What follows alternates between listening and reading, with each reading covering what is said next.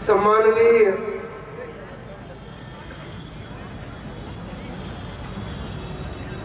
Major general Narpat Singh साहब,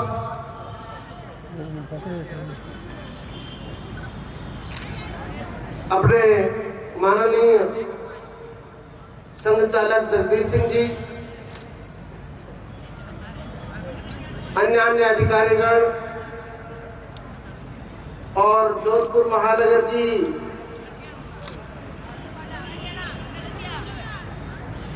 विद्यालयीन शाखाओं के भारत माता की जय इस विषय को सपना लेकर और कटिबद्ध होकर के काम कर रहे आत्मीय स्वयंसेवक बंधुओं, अभी ऐसे कुछ बाल स्वयंसेवकों को गणवेश में देख करके 5वीं कक्षा की हिंदी के पहले पाठ में कविता थी, वो कविता मुझे याद आ रही। भारत माता की जय बोलने वाले सभी एक बार कमर सीधी करके बैठेंगे तो कविता ठीक से समझ में आएगी।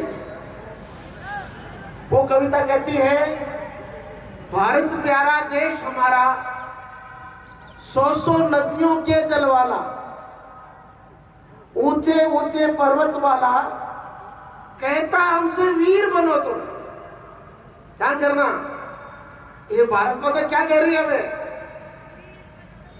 कहता हमसे वीर बनो तुम, पढ़ो लिखो विद्वान बनो तुम। दूसरी बात कह रहा है, पढ़ो लिखो विद्वान बनो तुम। हमसे इस आयु में 2 बड़ी अपेक्षाएं भारत माता कर रही है।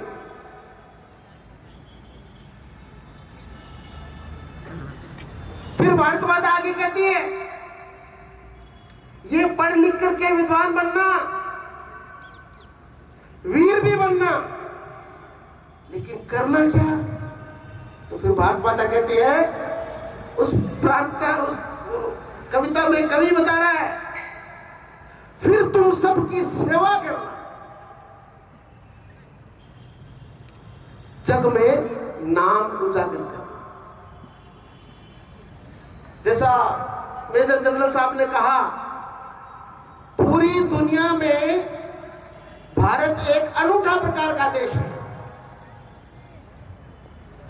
इसको पूरी दुनिया मानती है। और हम सब लोगों ने मिलकर के बड़े भारत माता की जयकारे लगाए, लेकिन भारत माता की जयकारा, भारत माता की जय अनंत काल तक होती रहे। इसलिए हमारी इस प्रकार की युवा पीढ़ी ने जब जब भारत माता की जय के प्रति किसी ने प्रश्न खड़ा किया, भारत माता की जय के प्रति किसी ने कुदृष्टि डाली, वो भारत माता के सम्मान की बात हो, चाहे भारत माता की समृद्धि की बात हो, चाहे भारत माता की सीमाओं की रक्षा की बात हो,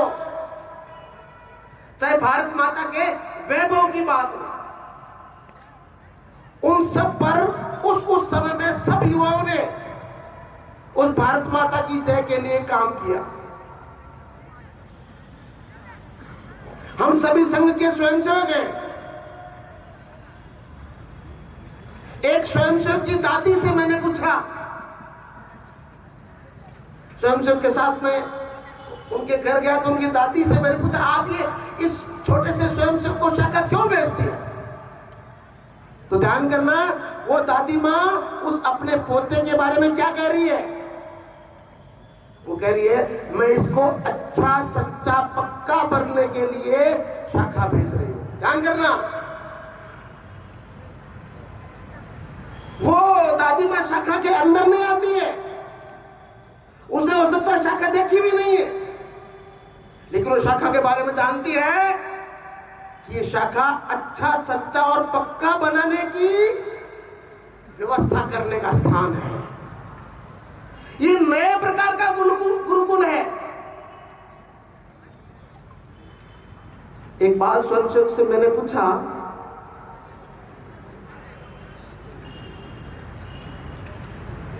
तो उन्होंने कहा कि आप अपने बारे में 2-3 वाक्य बोलो। उस बाल स्वयंसेवक ने कहा,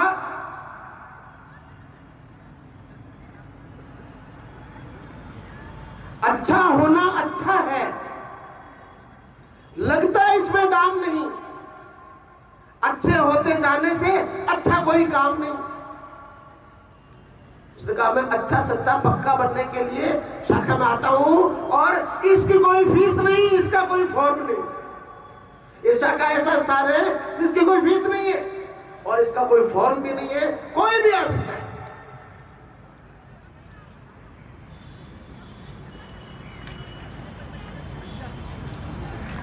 एक स्वयंसेवक के पिताजी से पूछा, मैंने कहा आप आपके बच्चों को शाखा क्यों भेजते हो? वो पिता कहते हैं शाखा जाते हुए स्वयंसेवक के बारे में उनके मन में क्या दृष्टि है, वो चाहते हैं, वो बोलते हैं ये शाखा में जाते जाते स्वयंसेवक एक ऐसा व्यक्ति बनने वाला है जिसके बारे में पूरी दुनिया कहेगी, जो कहेंगे वो करेंगे, जो कहेंगे वो करेंगे, जो करेंगे वो अच्छा करेंगे, जो अच्छा होगा वो जरूर करेंगे और जो जरूर करेंगे वो करते रहेंगे। एक पिता के मन में स्वयंसेवक के प्रति ये भाव है, ऐसा बनने के लिए मैं मेरे बेटे को शाखा भेजता हूं। आप तो छोटी आयु के हैं। एक तरुण व्यवसायी शाखा के स्वयंसेवकों के घर गया, मैं स्वयंसेवक के घर गया, उनकी पत्नी से पूछा कि आप ये आपके पति ये स्वयंसेवक पति है, इनके बारे में एक वाक्य बोलिए। तो पत्नी कहती है ये कैसे भी हैं? जैसे भी हैं, पर ऐसा तो नहीं है कि पैसे के लिए कुछ भी कर बैठे। ये जो स्वयंसेवक के प्रति जो दृष्टि है परिवार वालों की और समाज की, इस दृष्टि के केंद्र में है रोज रोज लगने वाली शाखा। आज आपने संस्कार की बात कही, अनुशासन की बात कही। अभी देश की जो शिक्षा व्यवस्था है, स्कूल है, कॉलेज है, यूनिवर्सिटीज है, जिनके जुम्मे विद्वान बनाने का काम है, वो विद्वान बना रहे हैं। School, college, universities, coaching centres, ये एक से बढ़कर एक विद्वान बना रहे हैं। लेकिन वो विद्वान सफलता के लिए काम करने की इच्छा रखते हैं, केवल उस सफलता के साथ सार्थकता नहीं है। ये स्कूल, कॉलेज, महाविद्यालय, यूनिवर्सिटीज, कोचिंग सेंटर से निकलने वाले युवा ये आईएएस बन रहे हैं, आईपीएस बन रहे हैं, डॉक्टर बन रहे हैं, इंजीनियर बन रहे हैं, प्रोफेसर बन रहे हैं, इंडस्ट्रियलिस्ट बन रहे हैं, नेता बन रहे हैं, कुछ भी तो बन रहे हैं। लेकिन समाज परिवर्तन में उनका जो कंट्रीब्यूशन, उनका सहभाग है, वो इतना सब होते हुए भी नहीं है, क्योंकि वो सफलता को सार्थकता के साथ जोड़ नहीं रहे। वो भारत माता की एक बात तो पक्की कर रहे हैं, पढ़ो लिखो विद्वान बनो तुम, फिर तुम सबकी सेवा करना, ये उसके सिलेबस में नहीं है। अपनी जो रोज रोज चलने वाली शाखा है, राष्ट्रीय स्वयंसेवक संघ की शाखा, ये भारत माता की जय बोलने के लिए कैसे चरित्र चाहिए, कैसे लोग चाहिए, तो भारत माता उस पंक्ति में कहती है वीर बनो।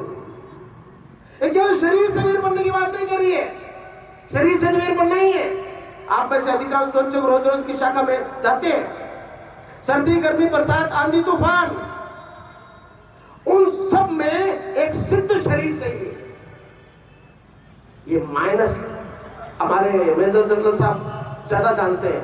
-50 डिग्री सेंटीग्रेड पर एक जवान वहां पर खड़ा है सियाचिन ग्लेशियर पर, गलवान घाटी में। सब प्रकार की विपरीत परिस्थितियों में खड़े रहने लायक शरीर कहां से आएगा? ये मॉल पर नहीं मिलता है, ये उधार नहीं मिल सकता है, ये गिफ्ट में भी नहीं दिया जा सकता है। इसके लिए साधना करनी होती है। ये रोज रोज की शाखा है। ऐसा नित्य सिद्ध शक्ति के रूप में जो वीरता पूर्वक किसी भी प्रकार की परिस्थिति का सामना कर सके, ऐसा चरित्र बनाने का काम है वो रोज रोज की शाखा में से। और आप बड़े सौभाग्यशाली हो कि आप रोज की शाखा से जुड़े हो।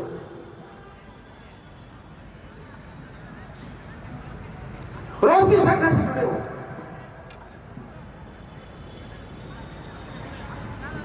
अभी पिछले ही दिनों 2 वीर बालक, अभी 26 दिसंबर वीर बालक दिवस की बात हमारे प्रधानमंत्री जी ने कही है। 6 साल और 9 साल के एकदम बालक, जैसे गणेश बैंकर की शाखा में जाए ऐसे बालक, आतताइयों ने उनको प्रलोभन दिया, लोभ दिया, लालच दिया, धमकाया।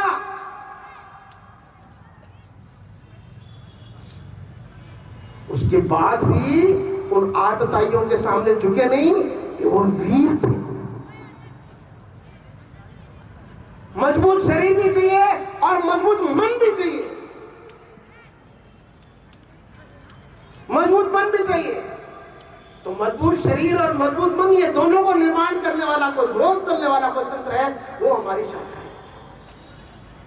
आज समाज जीवन में जो नकारात्मक शक्ति है, तोड़ने का काम करती है, बांटने का काम करती है, उनको केवल एक चीज से डर लगता है, भाई ये जो आरएसएस पीपल्स है, ये संघ के लोग हैं, इनसे डर लगता है।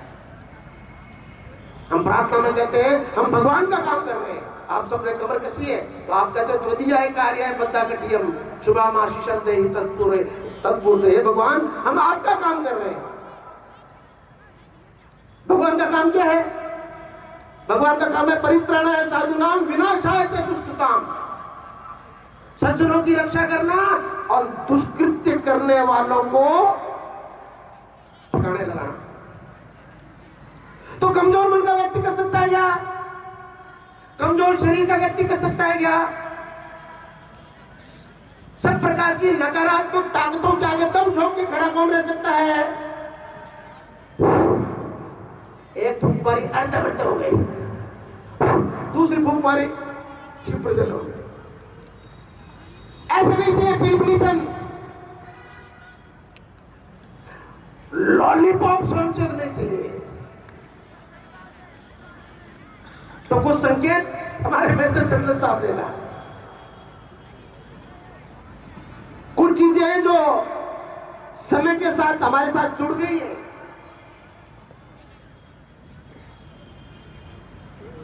उनमें से जो नकारात्मक है उनको धीरे धीरे हटाना। एक छोटी सी कहानी सुना के अपनी बात पूरी करता हूं। एक मूर्ति बेचने वाला है, वो राजा के पास जाता है, 3 मूर्तियां दिखा, तीनों मूर्तियां एक जैसी है। वो राजा कहता है साहब ये मूर्ति है, ये 5000 की है, ये मूर्ति है, ये 50,000 की है, और ये तीसरी मूर्ति है 5 लाख की है। राजा कहता है तीनों एक जैसी है, देखो इसमें क्या फर्क है? क्यों इसके 5,000 ले लो, इसके 50,000 ले लो, इसके 5 लाख ले लो? इसकी टेस्टिंग क्या है? इसकी जांच का क्या तरीका कि ये वास्तव में 5 लाख की है?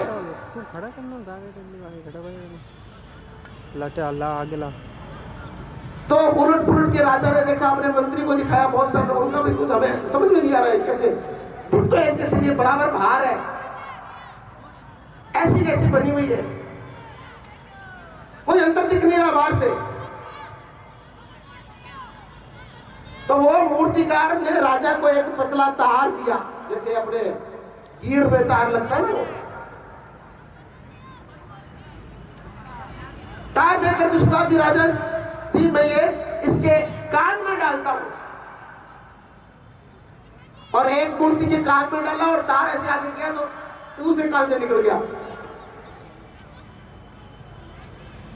ये 5000 की मूर्ति है।